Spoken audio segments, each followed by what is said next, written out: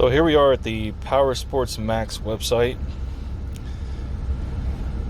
There to your left, you can see they have ATVs, fully assembled and tested bikes, dirt bikes, mopeds, scooters, motorcycles, go-karts, UTVs. They got everything. So they're out of California. It took 9 days to ship. I paid the $879 price, and then after tax and shipping, it came to $1160. It is a xpro 32. That's what they call it up at the top right there in blue. And then over here, right next to model number, it says it's a DBX46. And then on the manual, when I got the bike, they called it xb-38. And I believe it's an xb-38, so I don't know. But it took 9 days to ship. They also offer helmets and stuff like that. Here it is in black, blue, orange, green, and red. Let's see if we can look at some colors here. Here's red. Let's go back. And there's the green. Taking a while to load. There's the blue.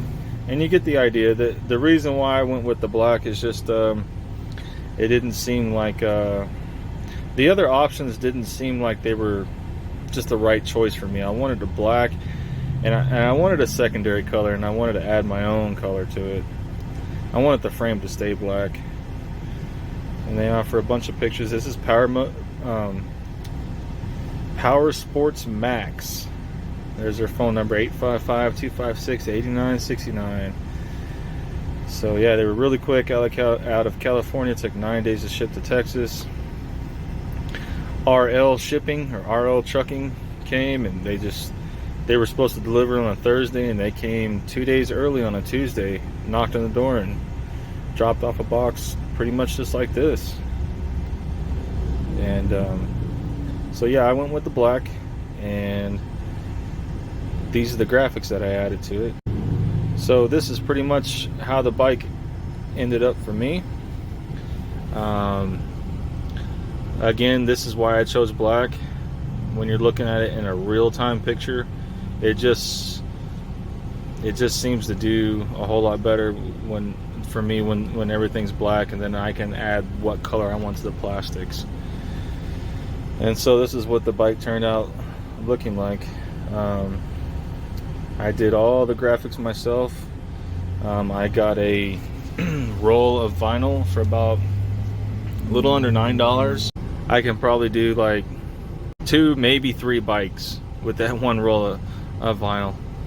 And so yeah, the bike came with it came with the title as well. It came with the title. These bikes are set up to accept more electronics, tail lights, blinkers, horn. It has the relay space for it. It has the plug ready for it, for the relay. Down here on the bottom where the brake, you can see the brake caliper on the rear tire, and just to the right of that there's like a cylinder where the line goes to, and there's a wire where you can, it's a plug and play, where you can plug and play right there. You can plug and play your tail lights to them.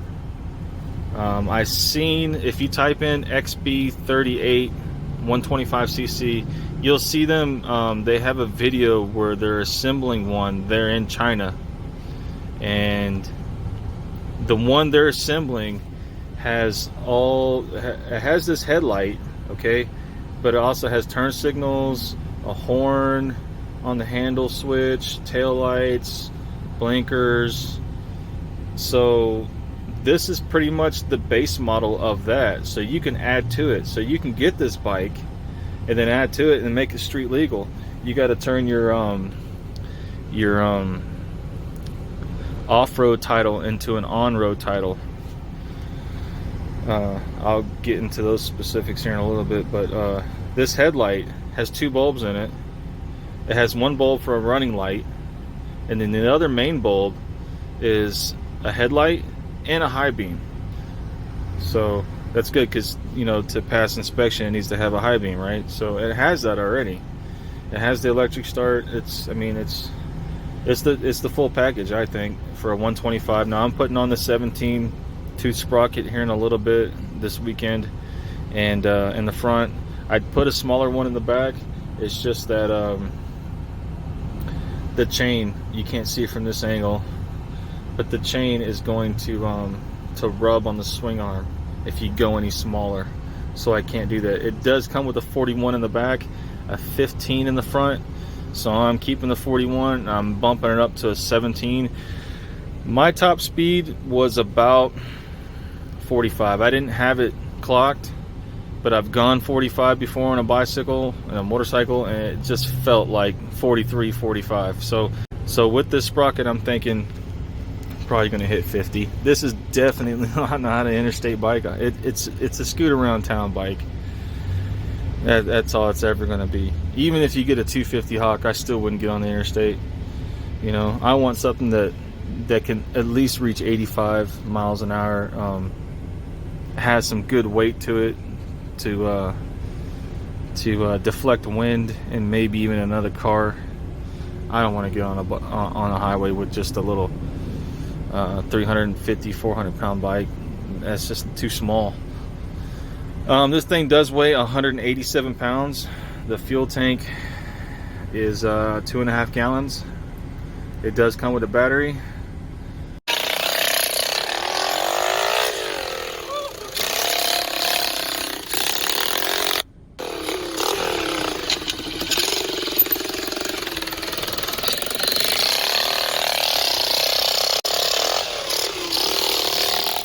So I'm gonna wrap it up, y'all. If y'all like this video, just give me a thumbs up. And this is just a quick little midweek video, just something to bring y'all in and give y'all some more details about this xpro 125cc. And we'll be back this Saturday night or Sunday night with a new video, with actually a few more new videos. I have I'm going to be working on the front sprocket. That should be pretty easy. I'm going to go tubeless in the back. I'm going to show you how I go through that. I'm going to take you through the whole process of going tubeless, because my first time out on this bike, I got a nail and it sucked. I mean, the first ride. So we're going to address that, because it's a lot easier to ream a hole and plug it and then pump it up with air and go, instead of taking a whole wheel off, changing out another $20 tube, and then putting a whole new wheel back on.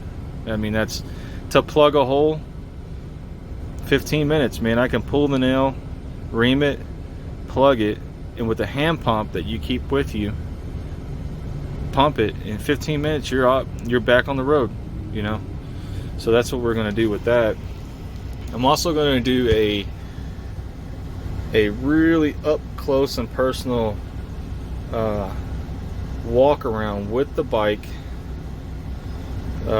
showing you the welds, all the different mounting brackets, just getting you right up in there with some really good lights so you can see this bike.